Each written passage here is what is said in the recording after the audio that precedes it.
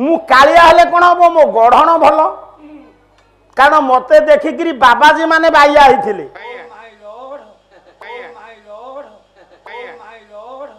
कौन कौन माई रोड माने भगवान राम को देखी बाबाजी भाइया मन मन भाविले मु कौन कालियाटीए बोली आंकर पसंद होउनी कि र ना जेतो बळे 14 वर्ष जंगल रे आमे बुलिलु भाई एवं स्त्री तारी भितरे जो घटना सब घटी मो स्त्री सहित मु सेइथुरु 7टा पॉइंट देबी राम कहले मु उभय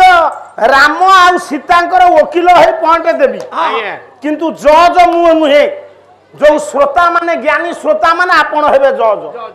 आपण विचार करिवे राम ठीक कि सीतांकर ठीक मु सीता को असती कहू नै सीता को असती कहबा पाई मो जिभेरे हार उठी नै मो छाती रे ताकत है नै सीता जगतर मां तांको स्वामी राम तांकर भूल बाछिबे आपण विचार करिवे मु भय शास्त्र रु आनी थोइबी स्वर्गपुर रे विचार हबो राम ठीक कि सीता राम कर भूल कि सीता कर भूल ब्रह्मा कहले तो निशाप करबा को सुविधा आइला आगो राम कहले कहले सुनम तुमर वरण्य देवता माने मो सासु मां मो जानकी एवं सबु वेदपति ब्रह्मा इंद्र बृहस्पति मु पितृ सत्य पालन करी जते बळे जंगल को बाहरिली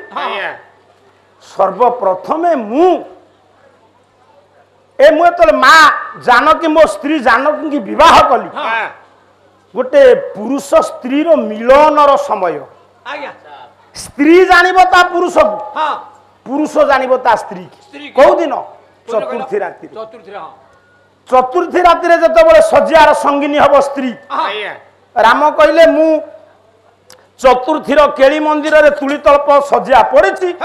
बारण दंत पल्यंकरे हाथी दांत पल्यंकरे किंसुक सुबासित किंसुक चतुष्पार्श्वर विच्छुरित अर्धदग्ध श्रीफल थुआ हेछि कुलदीप जळुछि कुलदीप काई की जळे पुओ बहु बिड़ी खाया काउरे बाड़ी को तते मोर पचारिबाटा संपूर्ण भूल सेति की बेले तू तो पुरुष जने तोर बाहागर हेछि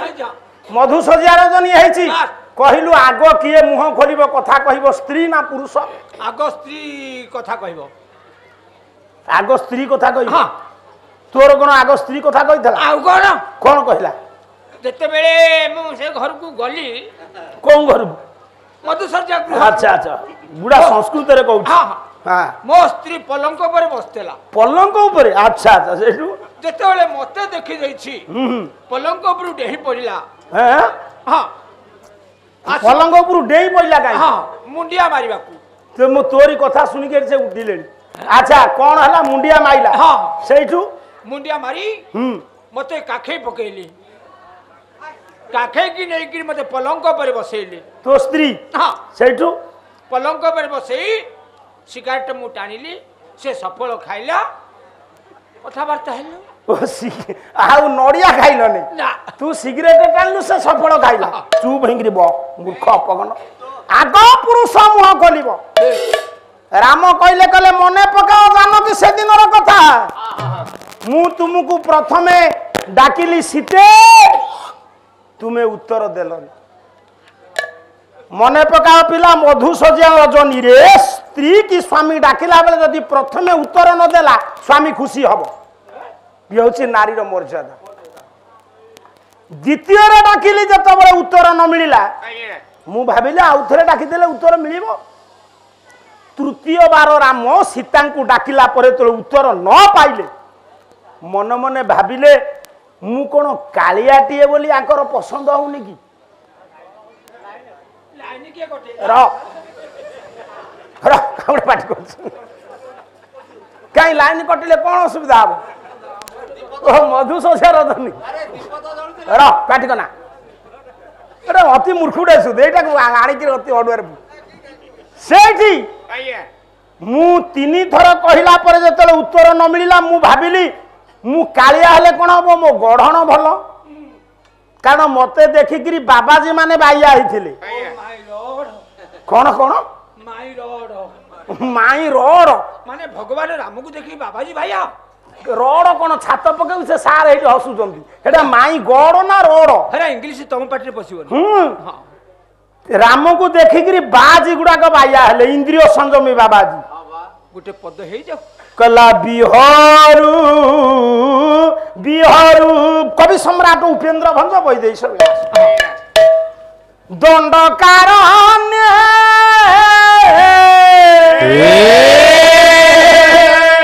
ବୃନ୍ଦ ବୃନ୍ଦ ଋଷି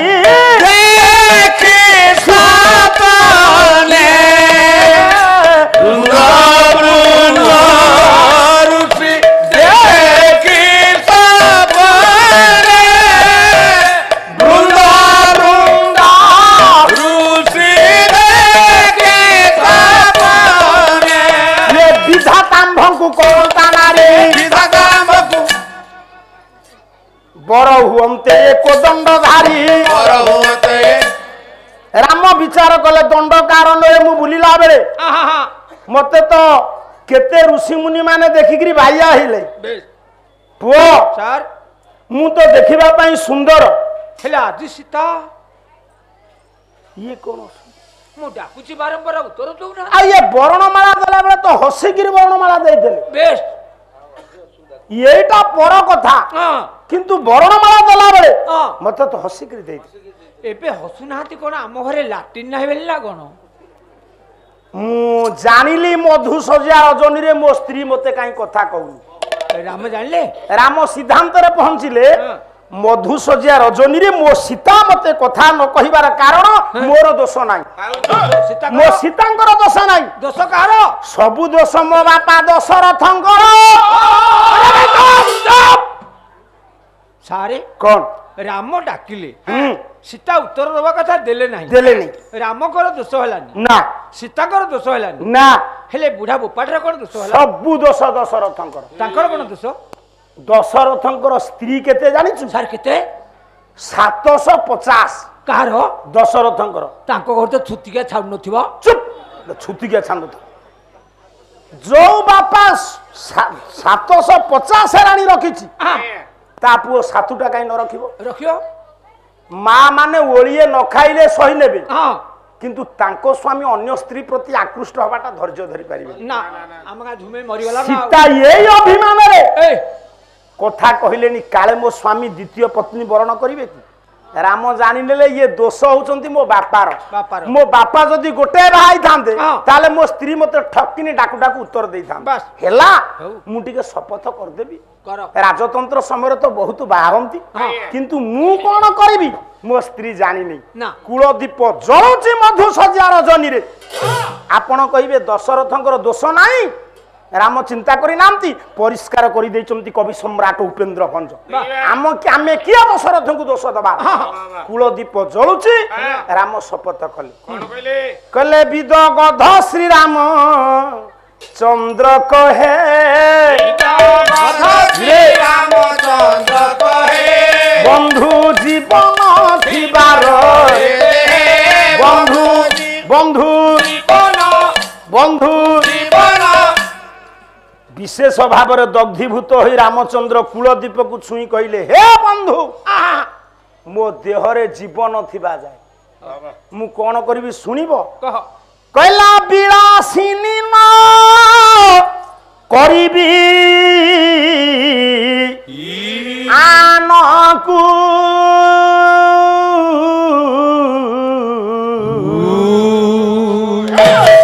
हारमोनिया बजे दौ तो धरी पारलो बोली छुई दीपहुता सोनकु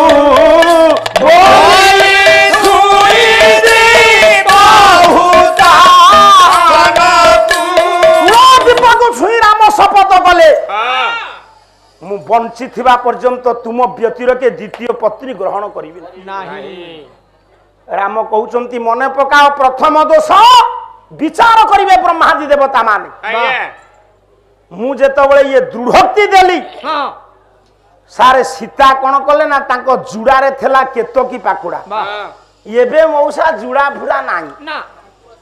से पूरा मुंड चुड़ी को खोली दे बेस खाली नाक आखि एतिकी देखा जाउछि हाँ ये जो असुरणी आईसी खाइब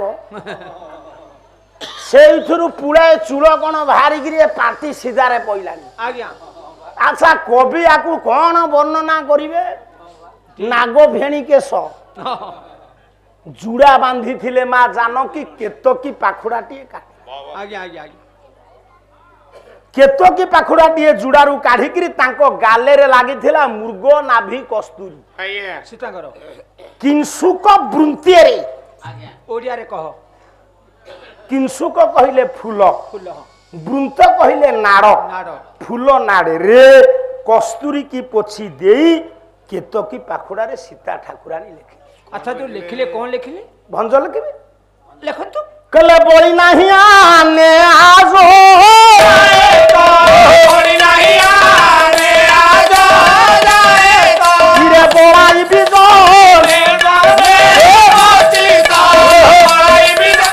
ये सब छांद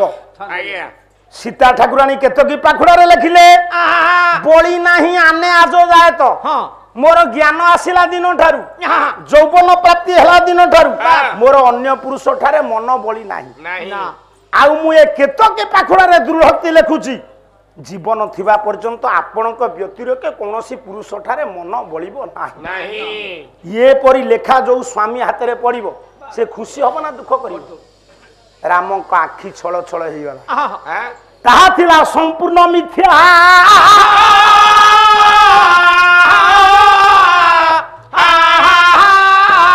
सीता लिखिथिले ए बेजामत कौन सी पुरुषटी मन बलई ना ना किंतु सीता बाहा हवा पूर्व हाँ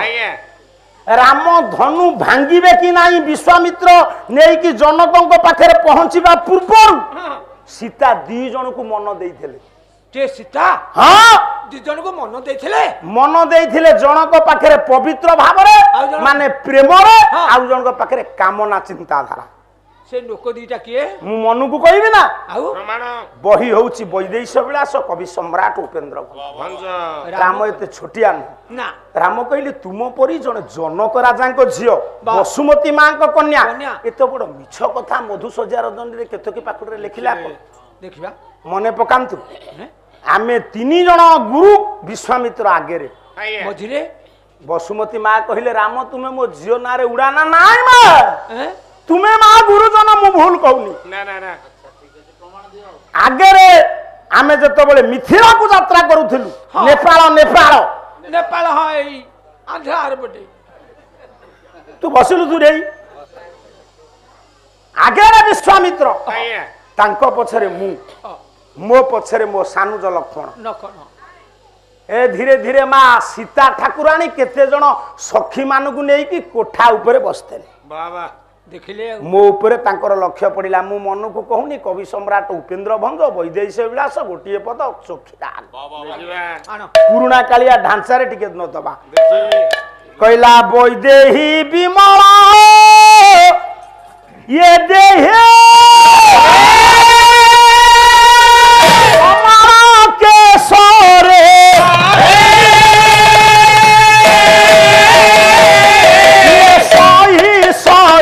Tare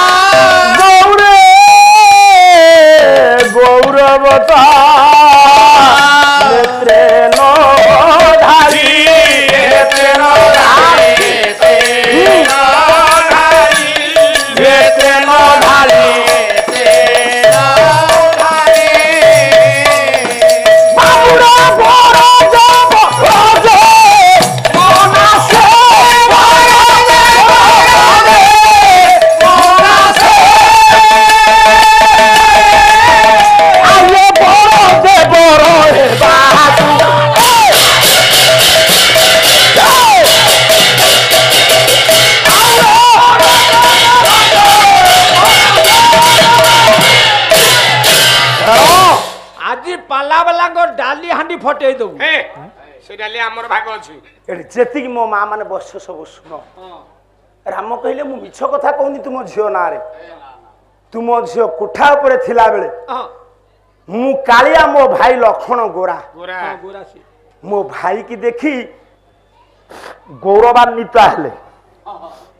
କଳାଙ୍ଗେ କଲେ ଲାଳସା ବାବା ମୋ ଉକ୍ତେ ଦେଖିକିରି ତାଙ୍କର ଲାଳସା ବଢିଲା। ସେଇଠି ମନେ ମନେ ଭାବିଲେ ଯେହେତୁ ଆଗରେ ଇଏ କାଳିଆ ଟୋକା ପଛରେ ଗୋରା ପୁଅ ଇଏ ନିଶ୍ଚିତ ବଡ ଭାଇ। ଆପଣ କହିବେ ସେ କେମିତି ଜାଣିଲେ ଇଏ ସାନ ଭାଇ ବଡ ଭାଇ? ବର ଦେବର ଯେ ମନାସେ ସୀତା ସେଇ ଛାତ ଉପରେ ମନରେ ସ୍ଥିର କଲେ କଳାଙ୍ଗରେ ଲାଳସା କରି ରାମଙ୍କ ଉପରେ କହିଲେ ଇଏ କାଳିଆ ରଙ୍ଗର ଯୁବକ ମୋ ବର ଆଉ ଗୋରା ରଙ୍ଗର ଯୁବକ ଯଦି ସାନ ଭାଇ ଏଥିବ ଦିଅର ହୁଅନ୍ତି। ଇଏ କଥା ସେତେବେଳେ ତୁମେ ମନରେ ଚିନ୍ତା କରୁଥିଲ। ବିଶ୍ୱାମିତ୍ର ସିନା ରାଜି ହବାରୁ ଏ ଧନୁ ଭାଙ୍ଗିବାକୁ ଗଲେ ଏ ଜନକ ରାଜି ନ ହେଇଥିଲେ ହେଇଥାନ୍ତା। ତୁମେ ସେଇ କଥା କହିଲନି। ତୁମେ ମଥୁରା ଯୋଉ ଇଏ ମିଥିଳା ଦାଣ୍ଡିରେ ଗଲା ବେଳେ ମୁଁ ଛାତ ଉପରେ ଥାଇକି ଏଇ କଥା ଚିନ୍ତା କରିଥିଲି। ଏବେ କଣ କହୁଛ ବଳି ନାହିଁ ଆନେ ଆଜ ଯାଏ ତ ଇଏ ମିଥ୍ୟା କଥା। ଇଏ କଥା ମୁଁ ଆଲୋଚନା କଲା ପରେ ସୀତା ମଧୁଶଯ୍ୟା ରଜନୀରେ କେତକୀ ପାଖୁଡାରେ ଯାହା ଲେଖିକି ରାମକୁ ଦେଲେ ଠିକ କି ଭୁଲ ବିଚାର କରିବା। ମୁଁ ମନକୁ କହୁନି କି ମୋ ଘର ଲୋକଙ୍କ ଲେଖା ତୁମେ ତ ସେଦିନ ତାଙ୍କୁ ଦେଖିକି ଏଟା ଚିନ୍ତା କରିଥିଲ। ଏଠି କଣ କହୁଛ ବଳି ନାହିଁ ଆନେ ଆଜ ଯାଏ ତ ବଳାଇବି ଜନ୍ମେ ଜନ୍ମେ ତୁମେ କହିଦେଇଥିଲେ ସେଇଠି ମୋର ଚିତ୍ତ ବଳିଥିଲା କାମ ସରିଥିଲା। ଦ୍ୱିତୀୟ ପ୍ରଶ୍ନ ଦ୍ୱିତୀୟ ପଏଣ୍ଟ କୁ ଆସିବା। ରାମ କହିବେ ରାମ ଡାକିଲେ କହିଲେ ହେ ଦେବତା ମାନେ ବେଦପତି ବ୍ରହ୍ମା ପ୍ରଭୁ ଆମେ ବାହା ହୋଇକି ଖୁସିରେ କିଛି ଦିନ କଟିଲ ଅଯୋଧ୍ୟା ମାଟି। ତାପରେ ଭାଗ୍ୟର ବିଡମ୍ବନା ରାତି ପାହିଲେ ମୁଁ ହେଇଥାନ୍ତି ରାଜା ଜଙ୍ଗଲକୁ ଯିବି। ଯେତେବେଳେ ଜଣେ 14 ବର୍ଷ ଜଙ୍ଗଲକୁ ଯିବେ ସାରେ ବାପାଙ୍କଠୁ ମାଙ୍କଠୁ ବିଦାୟ ନେଲେ ସ୍ତ୍ରୀ ପାଖକୁ ଯିବେନି? ଯିବେ ନା ଆଉ ପାଲାକୁ ଆଉଛେ କହିକି ଆଉଛେ ନା ଆଉ ଖାଣ୍ଡ ଭାଇ କରୁଛ ଗୋଟେ ବିରାଟ କଥାଟେ କହିଲା ସାରେ 14 ଗୋଟେ ପିଲାମାନେ ବିଚାର କର ଯୋଉମାନେ ସୈନ୍ୟ ବିଭାଗରେ ଚାକିରି କରିଛନ୍ତି। ସୈନିକର ଯଦି ଗୋଟେ 20 ବର୍ଷର ପିଲା ସୈନିକ ହେଇଛି ମୁଁ ତାକୁ ନମସ୍କାର କରେ। ସାର୍ କାହିଁକି? ସେ ଆମକୁ ବଞ୍ଚେଇଛି। ସେ ନିଜ ପରିବାରକୁ ବିପଦ ମୁହଁକୁ ଠେଲିକି ବଞ୍ଚେଇଛି। ସୈନିକକୁ ମୁଁ ଦେଖିଲେ ତା ପାଦ ଧୂଳି ମୁଣ୍ଡରେ ମାରିବି। କୃଷକକୁ ଦେଖିଲେ ମୁଣ୍ଡିଆ ମାରିବି। ତାଙ୍କୁ କାହିଁ ମୁଣ୍ଡିଆ ମାର? ଓହୋ ସେ ଖାଦ୍ୟ ଯୋଗାଇছে ସାରକୁ ଯାନା ସୈନିକ ବା ଜଗିଛନ୍ତି ବୋଲି ସୀମାନ୍ତରେ ଆମେ ଥେଇ ଥେଇ ହେଇ ନାଚୁଛୁ। ଏରେ ଗୋଟେ ଯୁବକ ସୈନିକ ମରିଯିବ ସରକାର ତା ସ୍ତ୍ରୀ କି ଗୋଟେ ସ୍ୱାମୀ ଦବ ତାକୁ ନି ପୁଅକୁ ବାପା ଦେଇପାରିବ। ପିଲାମାନେ ବିଚାର କର ମୁଁ କହିବାର ତାତ୍ପର୍ଯ୍ୟ ମର୍ଯ୍ୟାଦା ପୁରୁଷୋତ୍ତମ ରାମ ଯେତେବେଳେ ସୈନିକଟିଏ ଯେତେବେଳେ ସୀମାନ୍ତରେ ଯୁଦ୍ଧ ଲାଗେ ନିଜ ସ୍ତ୍ରୀ ପାଖରେ ପହଞ୍ଚେ ଅଶ୍ରୁ ନେତ୍ରରେ କୁହେନି ମୁଁ ଯାଉଛି ଫେରିବି କି ନ ଫେରିବି ମୁଁ ଜାଣେ ନା। ମୋ ବାପା ମାଙ୍କର ଦାୟିତ୍ୱ ତୁମେ ନବ। ରାମଚନ୍ଦ୍ର 14 ବର୍ଷ ଜଙ୍ଗଲକୁ ଯିବେ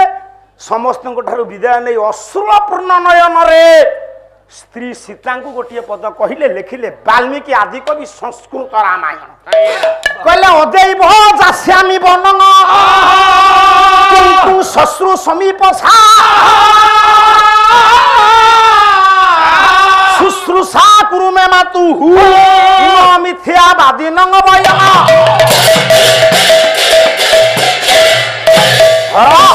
ये 7टी पॉइंट सुनिला आपन को जाई कि मजा लागिब। आज जो माँ माने पाला अधूर उठी जीवो मु जानिबी से माँ ता गाँव रो मंगल चाहिए कि पिला मानकर मंगल चाहिए। ठीक କଥା कोन पाई ना हुलो हुलिटिए देले तुम स्वामी कर मंगल हबो पिलांकर मंगल हबो गाँव रो मंगल हबो झियो जांकर मंगल माँ माने एड़े दयावती जागुळेई पाखरे दीपटिए जालिले गोटे माँ तार पुओर मंगल पाई जाले गोटे स्त्री ता स्वामीर मंगल पाई जाले से निजो पाई मागे ना जदि ये माँ तांको स्वामी आउ पिला मानकर मंगल चाहू नथेबे पाला अधूर उठी पड़े हम पाला सहिले जिबे हम पाला कहीं सब पाला स्वरूप से पाला दी बाग न नगाई आपण उठी पड़े एते पॉइंट थोई देबी बिल्कुल मुह मारी पारिबानी जीव कोठी आज हाजी रह हजुरे रामचंद्र जेतेबेले सीता को कहिले अदैवं जास्यामि वनं हे सीते मु अबेलारे जंगल को जाउछि तुम ससुर समीपसा माने तुमे मो बापा मांकर कि तुम सासु ससुरंकर सेवा करिवो बा सर भूल कहिचंती ना भूल कहिचंती ना सीता कोन कहिले जानंती कौन कहले कहले ना मु आपण को मुर्छिकिरी मुहूर्ते अयोध्या रही पारिबिनी जदि आपण मते छाड़ी दई जानती हां कला अयोध्या लागिब मते अरण्य समान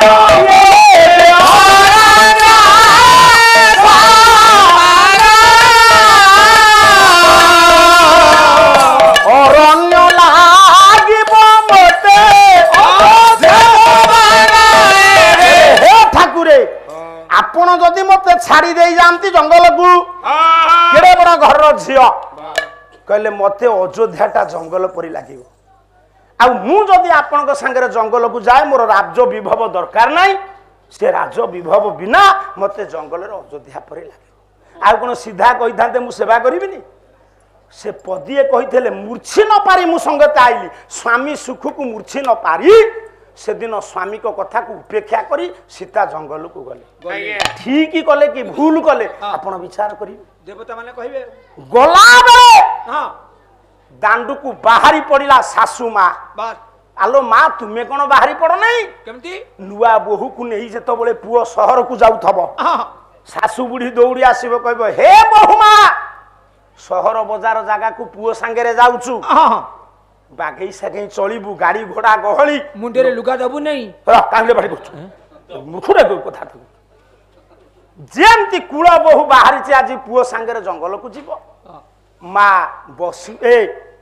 माँ कौशल्या रानी बाहरी पड़ी गोटे पद कथा कहले मु कौन कहबी सबु सही भंज कहबी खाली भंज जेतबेले सासू कौशल्या देखिले मो कुल बहु जानकी जाउची पुओ सांगर जंगल को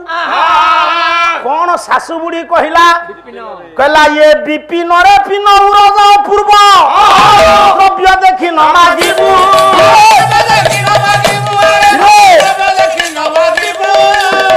सहोदर मध्य आदर दीप फरे गमुथि बुढ़े बासे पानी न सुरे पंथुका हारे बासे माँ कौशल्या कहिले लो जानकी माँ हे पिन